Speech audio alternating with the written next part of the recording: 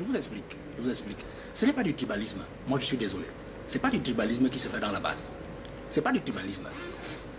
Quand vous regardez l'histoire du Cameroun, Lomba Mileke est un monsieur qui a été exclu d'abord par le colon, exclu par le pouvoir postcolonial au Cameroun des affaires de l'État. Je vous épargne tout le reste. La guerre dans le maquis et tout ça, c'était en pays Bassa et en pays Bamileke principalement. Et le colon avait fiché Lomba Mileke en disant c'est un frondeur. En d'autres termes pour le colon, c'est que Lomba Mileke était resté parmi les populations camerounaises l'homme à la conscience la plus éveillée sur le nationalisme, sur la nécessité de sauvegarder et de préserver le pays pour les nationaux. Pendant que d'autres peuples s'adoucissaient, s'allongeaient, s'aplatissaient devant le colon. Donc il a été fiché, il a été exclu.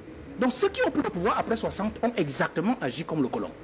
Aïdjo et tout, on a vu.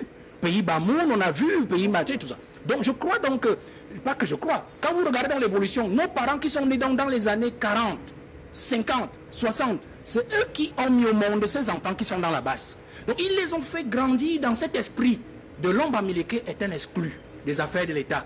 Et comme Lomba Mileke est un exclu de l'affaire de l'État, regardez la fin d'Ogmo.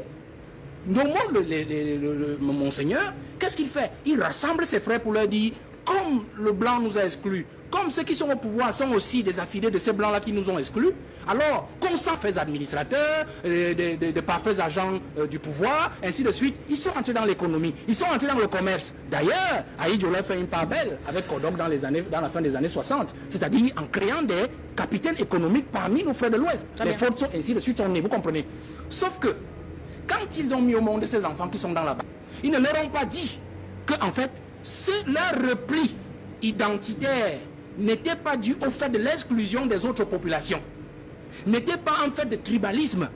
Ils ne leur ont pas dit.